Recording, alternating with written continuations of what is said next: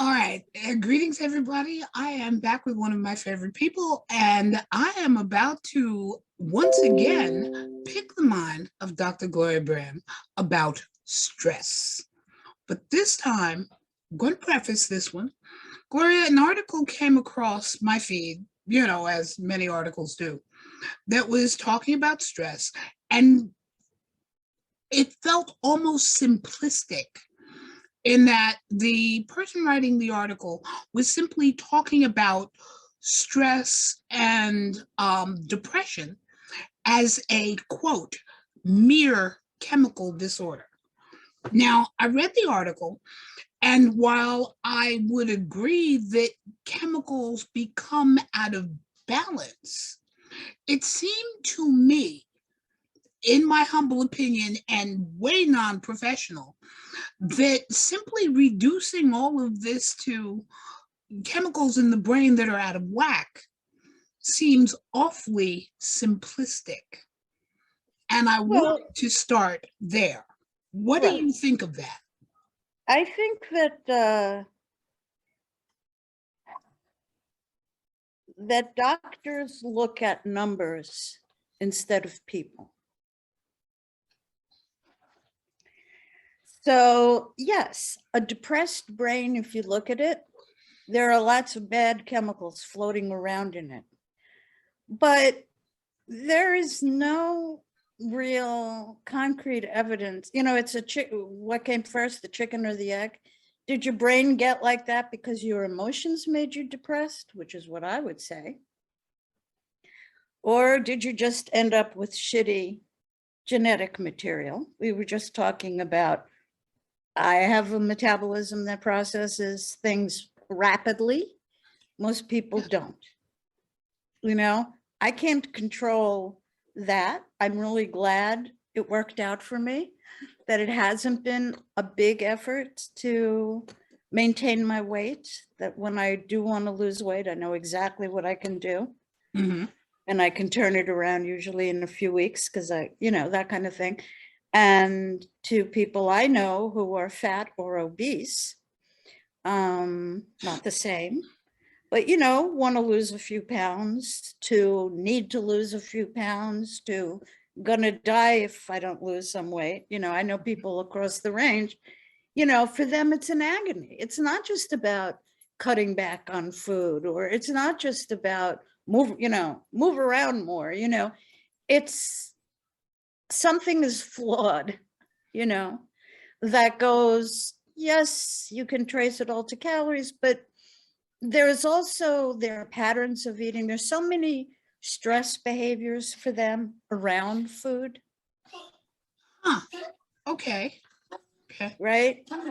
Food as love. Food as filling the emptiness. Food as medicating depression. Whoa. There are a lot of there are a lot of different reasons people eat more than the instructions tell you to eat on the box. A lot of people, it says serves for, and they really genuinely feel hungry, even when the doctors will tell them you couldn't possibly be hungry. How could you possibly be hungry? And they still feel the hunger. And maybe your friend who could eat these sugary milkshakes that we were talking about before, maybe that's how strong her addiction is to sugar, that she certainly needs a certain level. I mean, she can go to a much higher level. She has a greater tolerance. She's trained her, and it means something to, you know what I mean? It's not the kind of emotion you can articulate. People will say, well, it makes me feel good, or it makes me feel full. But what it really does is some kind of, maybe it's a psychological compensation. Maybe it's a compensation for being poor when you were a kid and not being able to eat the things you like. Maybe it's a compensation for being with controlling parents who didn't allow you to eat the things you wanted, or enough of the things you wanted. Maybe when you feel alone, or at bad times in your life, it's really the happiest thing you've got going is the pleasure of food, because, you know, it's very sensual and it's very delicious. And a lot of people really look forward to latching their mouth onto something delicious that feels good every second of the way. Some people, you know, they're oral and they don't have other oral outlets. The choice of words you used was pleasure. Now, I'd like you to put that together with the statement you made earlier, which is doctors only see numbers. Right. That compensation, as it were, masking a problem, as it were. Right. And I really think that, for example, people who, if you ever watch, you know, it's My 600-Pound Life, which I was addicted to when it was on with Dr. Nawardian. I don't know if you know it, but you know, it's really fascinating to me. And I work with a lot of patients who have, and this is the thing, okay, who have negative self-images, negative body images, self-body images. They can't accept themselves.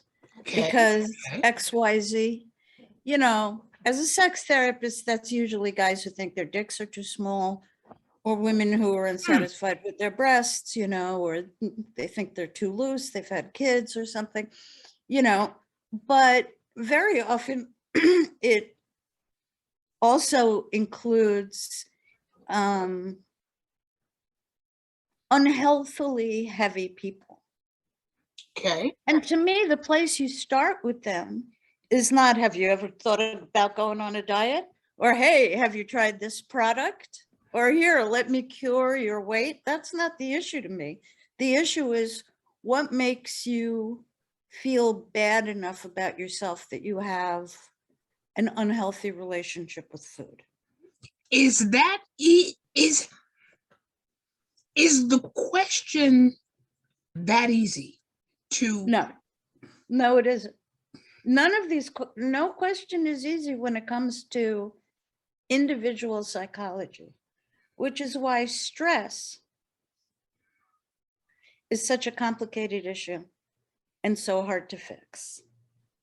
I can help people feel a general sense of less stress, and I can help them overcome a particular source of stress, but I can't get rid of all of the stress in their life, because stress is a daily event in most lives. So it's a question of, I can teach you to manage stress. Okay. Stress is not going to go away. But you see, if you go to an MD, because this is what they're trained for, if you go to an MD, he looks at your symptoms and he gives you a pill or an injection for your symptoms. Yes. He doesn't say, although I did have a really great doctor who did ask me these questions once, a gay doctor, best doctor I ever had. You know, he would start an interview with, like, what's been going on in your life? Any big changes? What's new with you? What's, you know, and that's really a target area for me. When people come to me and they talk about stress or they talk about sexual dysfunction, because sexual dysfunction, most cases of sexual dysfunction are psychosomatic. They're based in the person feeling something or believing something about themselves and fulfilling their prophecy, if you will. Interesting. Okay. It's much rarer for it to be a medical condition. Really? Yes. I have a standard, like, 2-second test. Not even 2 seconds. It's just a question. Like, if somebody has, in fact, I was talking to somebody, a client the other day, you know, if somebody has, they call it ED, erectile dysfunction, and I would call it situational softness for a man. Sounds Meaning, much better. All right. All all right. right, which means that for any one of a wide range of reasons, that particular situation is not exciting him. And the reason for that could be he drank too much last night, didn't get enough sleep last night, is in the middle of having a fight with this person, or just had a fight with them outside of the bedroom, Okay. or really wants another kind of sex, or is really bored with the sex that they're having with this person, or has trust issues. And these are just some of the common issues behind why a person may situationally fail to have a full-on erection, right? That doesn't mean they have ED. So what I always ask is, when you jerk off, can you get a full erection and can you come? Because if you can get a full erection and you can come, nothing is wrong with you physiologically. Whoa. Okay. Then let's If you can, so then it becomes, all right now, so you're fine. Now let's find out, are you only having it in this particular situation?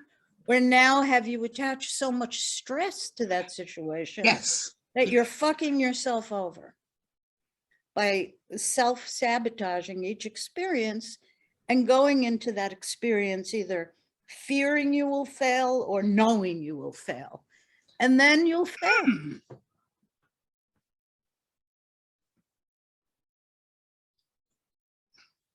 And it comes from all kinds of different places. Like many years ago, I worked with a leather top who was freaking out because at the age of 60 or 70 or whatever he was an older guy, he wasn't getting it up the way he did when he was young.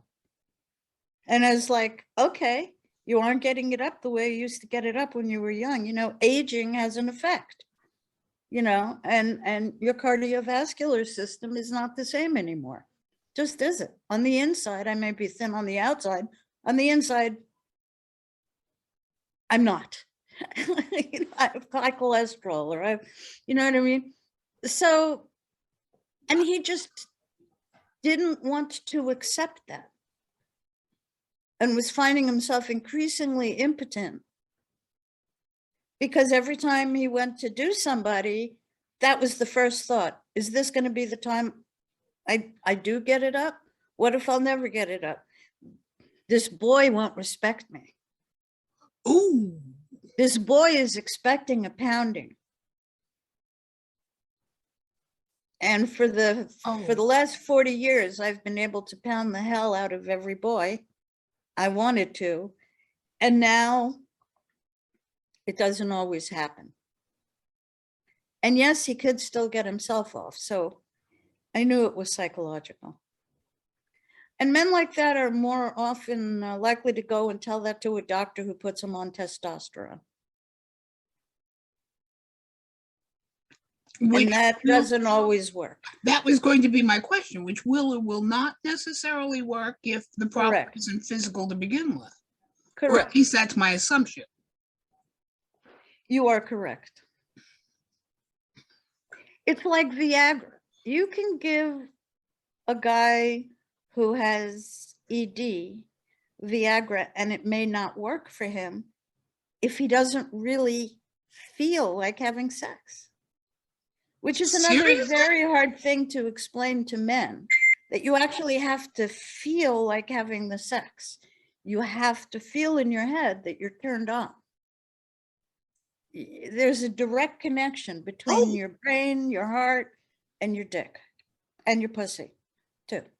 See, I thought half the joy of the pill was being able to bypass the brain and go straight from the heart to the dick chemically. Your brain has to still be involved. Oh. You have what it takes, but you had what it took before. The people who do best on Viagra and Cialis are people who are aging out of satyriasis. People who can't get hard-ons on demand the way they could when they were younger, they are great candidates. or people who have issues with weight that make it hard to get an erection, difficult to get an erection, you know, but they want to have sex. They really want to have sex. And for them, it's great. But I have seen impotent men who took all the drugs the doctors gave them and nothing worked. Damn. Oh, yeah. All right, so that comes back to where we started this. Then it sounds like the brain is creating the chemical that's guaranteeing the failure. And again, that's horribly simplistic, but I can't think of a better way to put it. Well, the way that I think of it is that stress is one of my mantras. Stress is the antithesis of sexy. All right. Now, you know that there are certain kinds of stress, like you feel your life is ending. Some people just want to fuck their brains out, and other people are too depressed to even contemplate intimacy. So stress, number one, affects different people in different ways. Right. Depending on who they are to begin with, right? Some people go, shit, I'm dying, YOLO. And some people go, shit, I'm dying, I must protect myself, I must shrink in, I must grieve, I must ponder, you know. So I hope I'm the YOLO type, but I can't guarantee it, you know. So, you know, different, and that's what makes all of it so very difficult, because what raises your stress in the first place? Could it be growing up Black in this culture? That's like the number one cause of stress in minority populations. True. That is all minority populations, right? I mean, I would say the same thing to, you know, Judy, you know, whatever minority you belong to, doesn't really, if, you know, I guess Jews too, but we have so much, you know, and we have white skin, so we pass, you know. But for other minorities, and this is why you see high rates of suicide in LGBT youth. Okay, the stress of just living in this world, in this conformative world, living in this world where things you couldn't control, like you didn't choose your skin color, you didn't choose your fetish, you didn't choose your sexual orientation, you didn't choose to be 3 feet tall, you didn't choose to be 500 pounds at 30, you know, these are not really, you know, probably the seeds were always there in you. And stress and depression build up, and it's at a low key. And that's why I think, like, how could I as a white person even ever really fully understand what the Black experience must be like when I didn't have to live every single day with the kinds of anxieties and stresses that Black people have to deal with when they leave their bubble, their home bubble. Sometimes even within it, as funny as that sounds. Yeah. There's racism within that bubble. There's certainly. There used to be. When I was growing up, God forbid you told a girl she was ashy. Oh my God. Worry. And that was not even a word white people knew. I mean, I had no idea what it even meant. That is true. Worry versus stress. Is one the precursor to the other? Is one just a lesser version of the other? Can either get shaken off easily? It's easier to get rid of compulsive worrying. Well, I think worrying is a habit of stress. I think worrying is a stress response. I think depression can be a stress response. It can be just like with impotence. It could be bad wiring, bad brain chemistry, like if you have a history of depression in your family. But one thing has always really intrigued me. Now,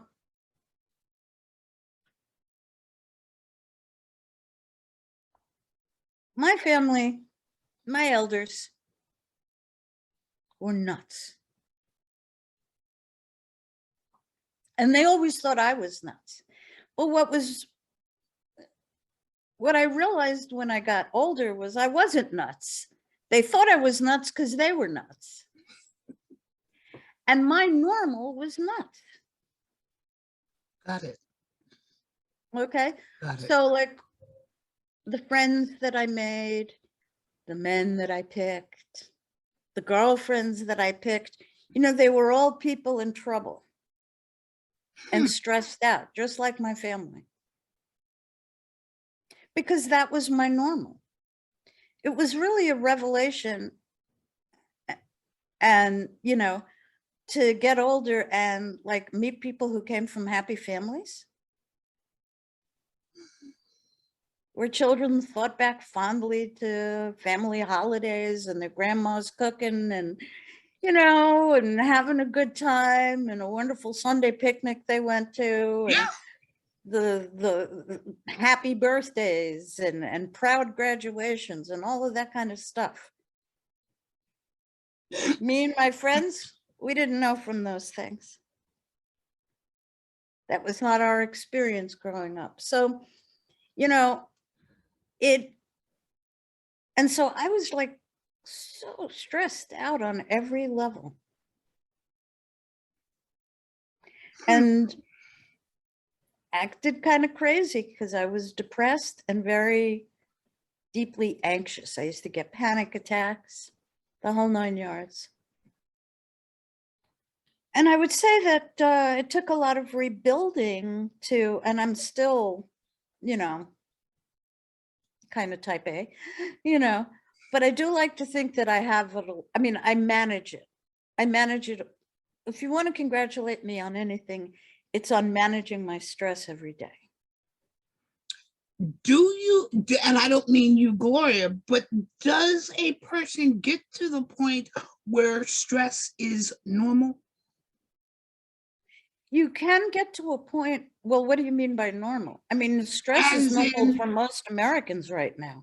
But as in, you don't even think about the repercussions like impotence. Oh, no. That's how most people live. They don't realize that I mean, I had a woman, I cured a case of, you know, there's a disorder when women have like a muscle memory and their vaginas really tighten up and nobody can get in. Yeah. Okay. So I cured a case in 2 weeks, in 2 sessions.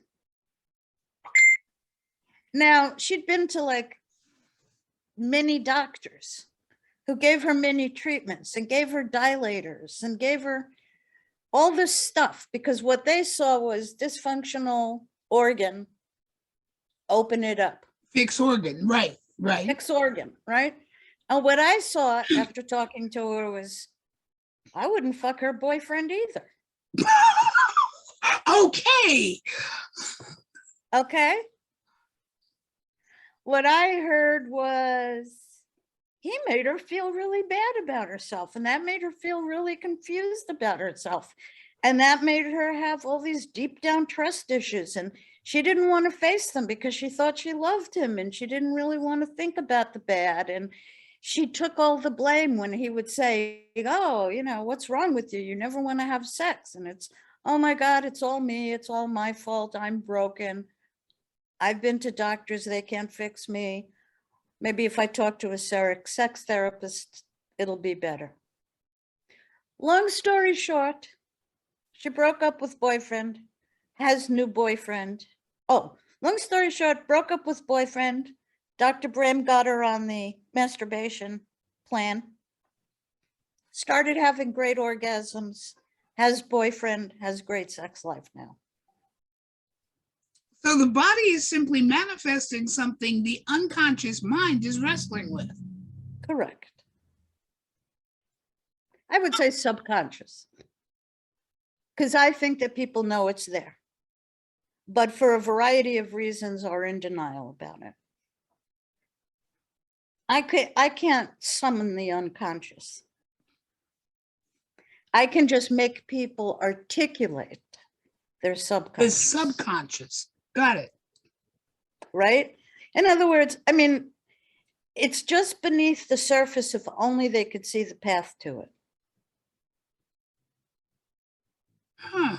That would then indicate that something back there already knows the truth. Yes, now this isn't basically healthy, people. I mean, I don't mean people who, stress in a bipolar person is a completely different subject. Stress in a borderline personality or in a schizophrenic personality. I'm not a psychologist. I really think it's very hard for me to work on people with severe mental problems that need a first line of medication before they can work with me. But for particularly when somebody, like when something is cropping up that hadn't happened before, and the people usually most worried about that are in their 30s because they think like this is going to be the rest of my life. Interesting. Yeah. And in almost every case, I've had really great success with women who are stressed out over their vaginal performance. Really great stress. And in every one of those cases, except one where I asked her questions and I was sure it was a medical issue. Got it. Okay. Because she couldn't lubricate and she couldn't have hot thoughts and she had a hysterectomy. And gotcha. Okay. So I felt like she needed to be on some kind of a better hormone plan than she was on. And if she got on it, she wouldn't need me. But with all of these other women, they're like, it's ruining my sex life with my husband, or I am the problem in the relationship. Ooh. It always has come back to either something that happened to them as kids or something in the relationship itself that's unhealthy.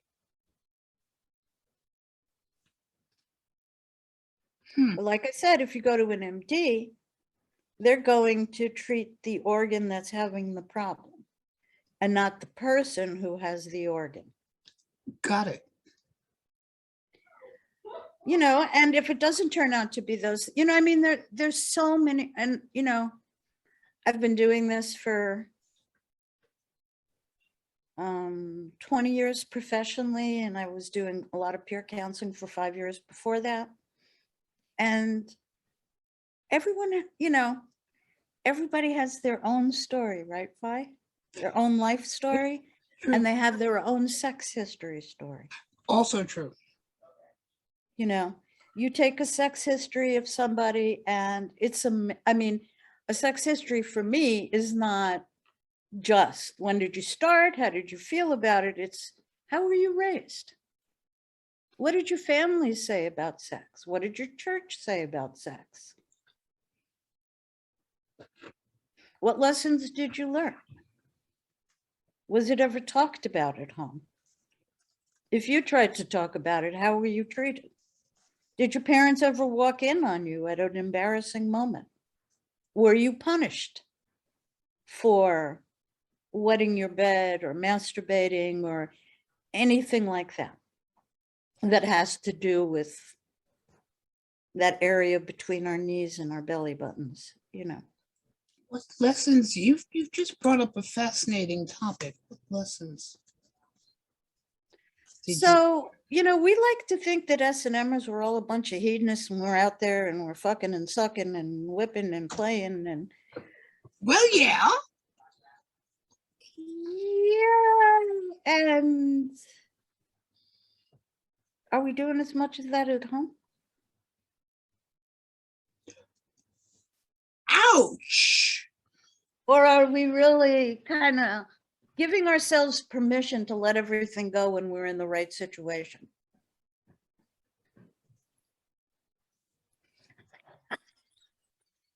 We do not all as a community have our shit together when it comes to sex. I can tell you that. I wish I had a dime for every submissive guy I knew who probably couldn't find a clit if you gave him a, you know, a map. You know, we all grow up in the vanilla world, man. I don't know if you read my blog. I just did a blog on adult babies. No, I haven't. And I'm like, wanting to what get the fuck? Is it more moral to hang from flesh hooks than to wear a diaper? Is it more moral to piss on your friend than to wet your own diaper? What the hell is going on? Why are we so judgmental? You know why? Because we've got all this vanilla baggage about what men are supposed to be and how they're supposed to look. And nobody's supposed to want to feel like a baby. We're all adults. We must adult. Not always. No. But you touched on something that I want to put in your mind for the next time we're together, because you said we give ourselves permission in the right places, but not necessarily at home. And that's badly paraphrased. But is that what is causing that? Is that an issue of a certain level of exhibitionism? Or is that a fear maybe that home represents something that the dungeon doesn't? So there are plenty of us who are lifestylers. We have our dungeons and we play at them. Right. Or we don't need a dungeon, but we play anyway, you know, Right. whatever. But I think that there's also quite a number of people who need the affirmation that being in community brings. That if they do it alone, it feels tawdrier or weirder. If they do it by themselves, it's really gross.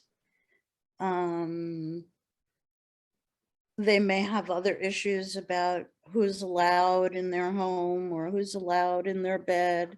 They might have issues because quite a number of us have vanilla partners and we only experience S&M out of clubs. So I think there are a lot of reasons for it, but I think that there is, I know when I came into this world, playing in a club was like electrifying. There was the joy of exhibitionism that I didn't even know I had, you know, but clearly I had, and voyeurism, which I've Also always been true. very voyeuristic. But it was something about being with people who didn't judge me and who in fact thought it was really cool that I was turning into super sadist in front of their eyes. So Okay. little Jewish girl comes up and then she picks up a whip. You know, alter persona, you know, and it felt like power. And I think if I was a bottom doing it, it would feel like, oh my God, the humiliation and the showing off what I can take. And the, yeah, I think, you know, not one, all of us would freeze, consenting ones, if we were doing this somewhere where people disapproved. That would end the scene. For some. Well, except for the ones who get off on, you know, negative vibes. Or and frightening the horses. I know. well, yes. The whole frightening the horses movement. There's a certain joy in scaring the straights. Yeah, I used to feel that way. I'm kind of, fuck them. They don't deserve it. Well, that's part of the joy of scaring. But yeah, but I do think that's what community does for people, or what our community can do for people. And it's also like you go to a club and there's always somebody a lot weirder than you. And that's so fucking reassuring. It's like, thank God I am not.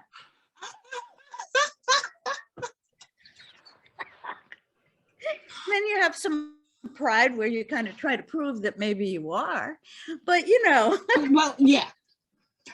I want to put a stop in that here I because, know it's not about stress, but it is about stress. but it There's, is it is exactly, because there's stress to perform in public and or there's, not.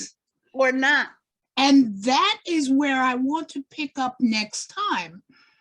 Um, with what is essentially, I suppose, a communal or tribal reinforcement that it or you actually are okay.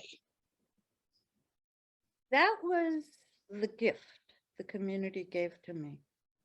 And that's where I want to pick up next time around. That is what has made me grateful for 40 years. And keeps me committed. Because, you know, why am I still doing all this shit? I don't know. Because I think it's because it was such a gift to me. It was exactly, the first time in my life that I felt like I'm not the weirdest person here. and They're at least as weird as me. Some of them might be weirder. we have It's so, thank God. that's it. We have talked about stress.